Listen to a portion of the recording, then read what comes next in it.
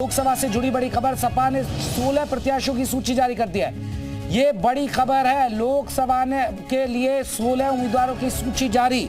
Samajwadi party की तरफ से बड़ी खबर आपको बता रहे हैं, 16 प्रत्याशियों का ऐलान कर दिया गया है। ये बड़ी खबर आ गई है। लोकसभा चुनाव की तैयारियों में अब समाजवादी पार्टी जुट गई है और अब बताया जा रहा है कि 16 प्रत्याशियों की सूची जारी की गई है। ये बड़ी खबर आ रही है अपने आप में। तो समाजवादी पार्टी ने 16 उम्मीदवारों की सूची जारी कर दी है। संभल से आपको बता दें, शफीकुर रहमान बर्क को टिकट दिया गया है। फिरोजाबाद से अक्षय यादव, विशाल भी जुड़ गए। विशाल, जरा अपडेट बताइए। संभल से अभी जो नजर आया शफीकुर रहमान, और फिरोजाबाद से अब अक्षय यादव, मैनपुरी से डिंपल यादव, और यहां पर जो मुख्य सीटों पर नजर आ रहा है कि अपने उम्मीदवार उतार दिए हैं। अब देखिए, बिल्कुल समाजवादी पार्टी ने लोकसभा चुनाव की पहली जो सूची है वो जारी कर दी है। 16 उम्मीदवारों की ये सूची जो है ये जारी की गई है। और सबसे खास बात है कि धर्मेंद्र यादव बदायूं से जो है चुनाव लड़ेंगे, चूंकि लगातार कयास लगाए जा रहे थे कि बदायूं से धर्मेंद्र यादव चुनाव लड़ा जा सकता है। इससे पहले भी वो बदायूं से सांसद रह चुके हैं। ऐसे में उन पर जो है इस बार दांव खेला गया बदायूं से। और मैनपुरी से जो वर्तमान में सांसद है डिंपल यादव, उन पर फिर से दांव खेला गया है। मैनपुरी से डिंपल यादव चुनाव लड़ेंगी। इसके साथ साथ परिवार से एक और सदस्य अक्षय यादव को जो है फिरोजाबाद से चुनाव लड़ाने का ऐलान कर दिया गया है। अक्षय यादव फिरोजाबाद चुनाव लड़ेंगे। इसके साथ साथ अगर हम बात करें शफीकुर रहमान बर्क, जो मौजूदा समय में सांसद है, उनका टिकट रिपीट किया गया है, उनको दोबारा से टिकट दिया गया है।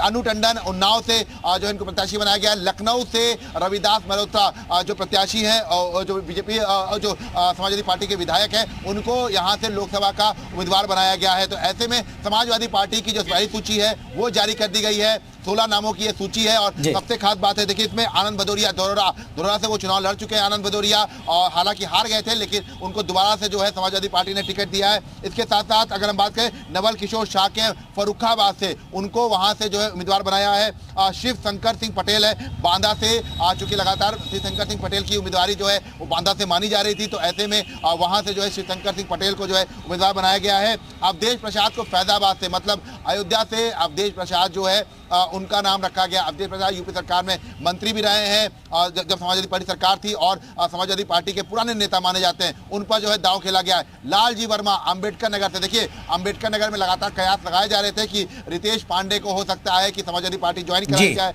उन पर जो है दांव खेल सकती है, लेकिन अब लालजी वर्मा पर जो है दांव खेल दिया गया है। लालजी वर्मा ही वहां। बिल्कुल विशाल बने रहिए, फौरन लौट रहे एक बार जल्दी से। फिर जो आपने सूची बताई है दर्शकों को हम वो सूची बता दें। संभल से शफीकुर रहमान बर्क मौजूदा सांसद उनको, और फिरोजाबाद से अक्षय यादव, क्योंकि यादव फैमिली से, तो अक्षय यादव को फिरोजाबाद से। मैनपुरी डिंपल यादव चुनाव लड़ेंगी, और एटा से देवेश शाक, बदायूं से धर्मेंद्र यादव। जी हाँ, अगर परिवार की बात करें तो अक्षय यादव फिरोजाबाद, मैनपुरी से डिंपल यादव, बदायूं से धर्मेंद्र यादव चुनाव लड़ेंगे। और खीरी से उत्कर्ष वर्मा, धरौरा से आनंद भदौरिया, उन्नाव से अनु टंडन, लखनऊ से रविदास मल्होत्रा, फर्रुखाबाद से डॉक्टर नवल किशोर शाह के, अकबरपुर से राजा रामपाल, बांदा से शिवशंकर सिंह पटेल, फैजाबाद से अवधेश प्रसाद, अंबेडकर नगर से लालजी वर्मा, बस्ती से राम प्रसाद चौधरी, गोरखपुर से काजल निषाद, जो पहले विधानसभा का भी चुनाव लड़ी थी काजल निषाद, उनको मौका दिया गया है, फिल्मों में भी काम करती है। विशाल, सबसे बड़ी बात अगर हम परिवार की बात करें तो परिवार के उम्मीदवारों की सीटें अब आधे की तो हो चुकी हैं। बदायूं से धर्मेंद्र यादव फिर से चुनाव मैदान में, अक्षय यादव फिरोजाबाद और डिंपल यादव मैनपुरी।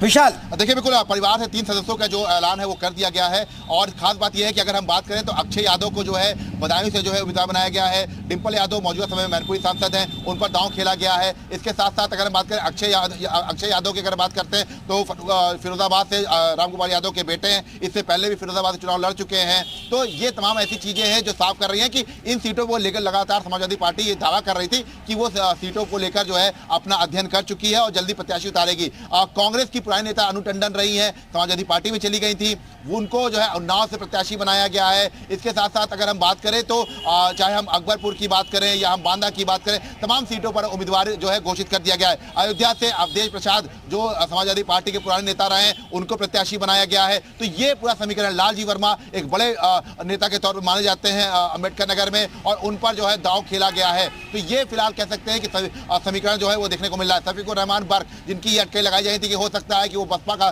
दामन थाम ले, लेकिन समाजवादी पार्टी ने उनको फिर से रिपीट किया है, लगातार वो जीतते आए हैं। तो ऐसे में समाजवादी पार्टी ने वहां पर उनको फिर से रिपीट किया, तो कुल 16 सीटें। लेकिन हाँ, लेकिन विशाल क्योंकि देखिए कांग्रेस ये वो सीटें अभी कह सकते हैं कि यहां से सपा ही चुनाव लड़ती, यानी जो बातें आ रही थी कि हम 11 सीटें गठबंधन में कांग्रेस को देंगे, उन सीटों के अलावा यहां सपा ही लड़ती थी, इसलिए 16 सीटों का पहले ही ऐलान कर दिया कि इस जगह तो सपा ही लड़ेगी चुनाव।